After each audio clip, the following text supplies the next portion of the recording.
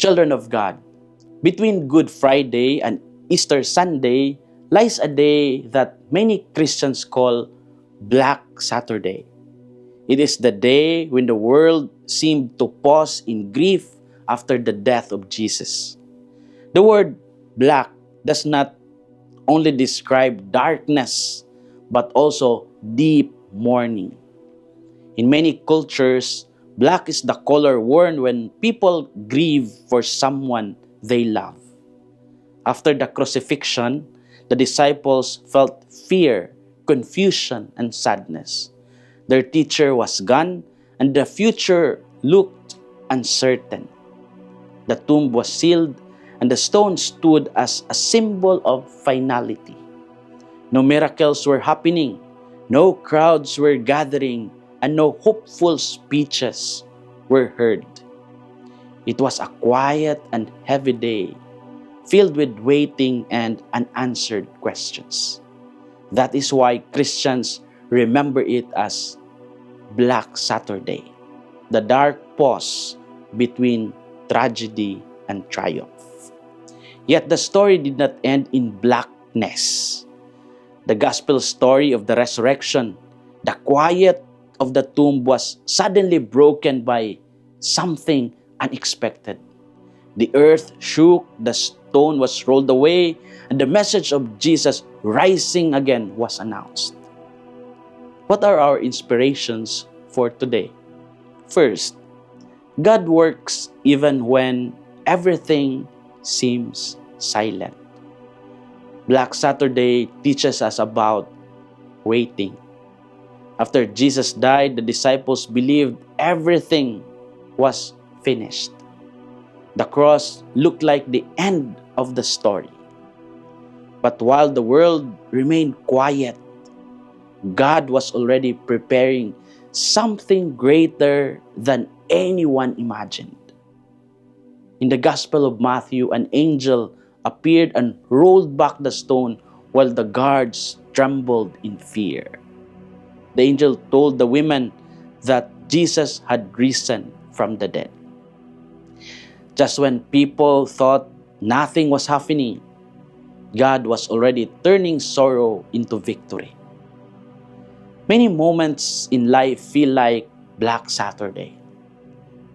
We experience days when prayers seem unanswered and when problems remain unsolved.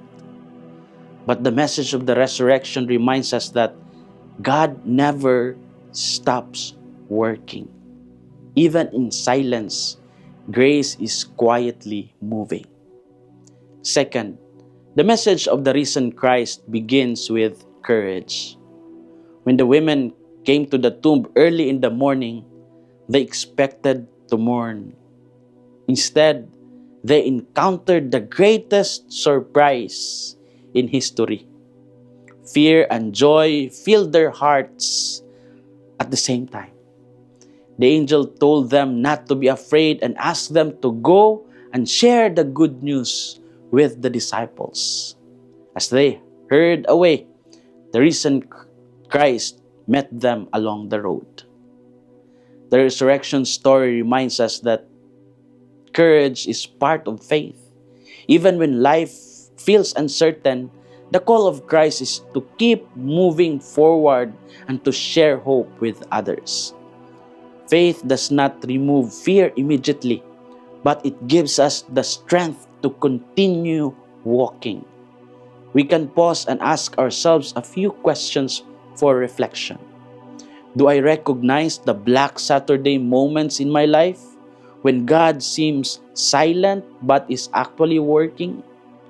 When fear enters my heart, do I allow the words of Jesus, "Do not be afraid," to guide my decisions? In the ordinary path of my daily life, am I willing to share hope the way the women shared the news of the resurrection?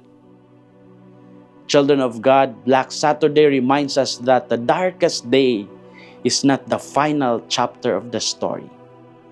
The silence of the tomb was only temporary. In the same way, the difficult moments in our lives can become the doorway to unexpected grace. God often writes His greatest miracles in the quiet spaces between despair and hope. And so we continue walking in faith, knowing that after every Black Saturday, the light of the resurrection always comes. This is Father Filmar, SVD, your Good News caster from Radio Veritas Asia, the voice of Asian Christianity. And may the Almighty God bless you, the Father, the Son, and the Holy Spirit. Amen. Thank you for watching and listening. Stay inspired every day with our daily reflections. Be part of our growing online community of faith and inspiration. Don't miss a single reflection. Follow us on our social media platforms